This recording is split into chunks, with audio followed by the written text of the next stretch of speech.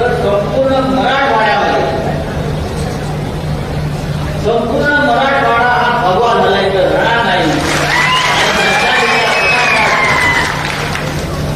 सुदृढ निघाल्याचं राहणार हे होणारच.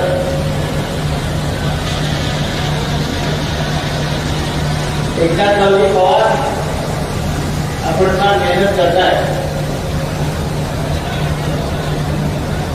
आपल्या मेहनतीचं फळ आपल्याला नक्की मिळेल.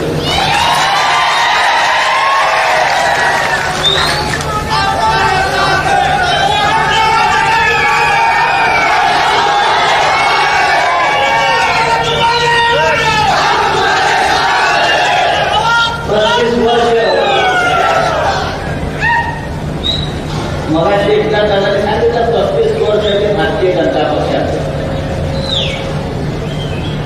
आणि 1 वर्ष शिवसेनेमध्ये.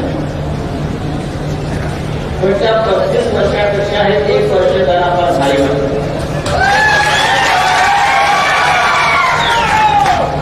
कारण शिवसेनेमध्ये मायेचा ओलावा कुटुंबात खा खा खा खा आणि ते जे 35 वर्ष म्हणताय त्यातली 25 वर्ष आमच्याकडे गेली भारतीय जनता पक्षाकडे आणि पण त्यांच्याबरोबर दिवस काढलेच म्हणायला पाहिजे. आणि ते कसे काढले आणि मग अमित शहाला कसे बाहेर काढले त्या इतिहासामध्ये आता मला पडायचं. पण आम्ही 25 वर्ष निष्ठेने आपुलकीनं भारतीय जनता पक्षाला साथ देशासाठी महाराष्ट्रासाठी आणि जनतेसाठी. पण या तिन्ही गोष्टींच्या बाबतीत भारतीय जनता पक्षाची भूमिका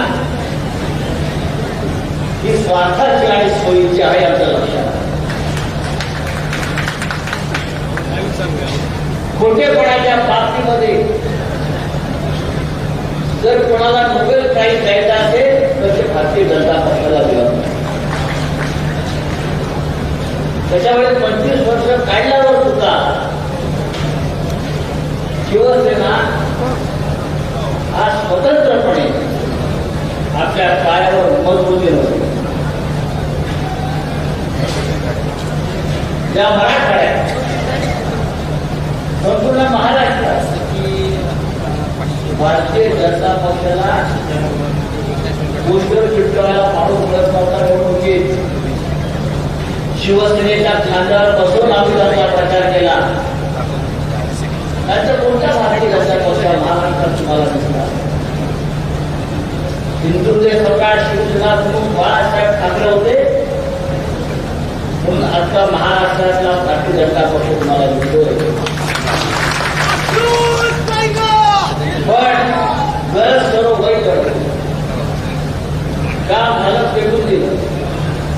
पण शिवसेनामध्ये फेकून दिलेला कशासाठी नाही लक्षात.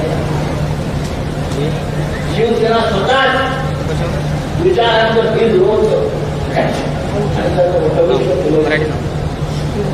हिंदुत्व सम्राट बाळासाहेब ठाकरेंनी 55 वर्षापूर्वी शिवसेनेचं रोप लावलेलं आहे. अनेकदा त्याच्यावरती घाव झाले.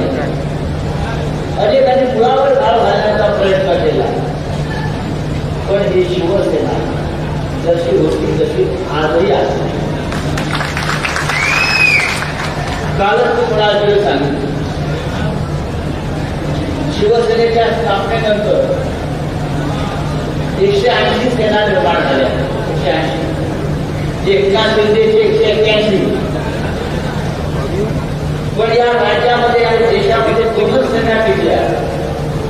एक भारतीय सेना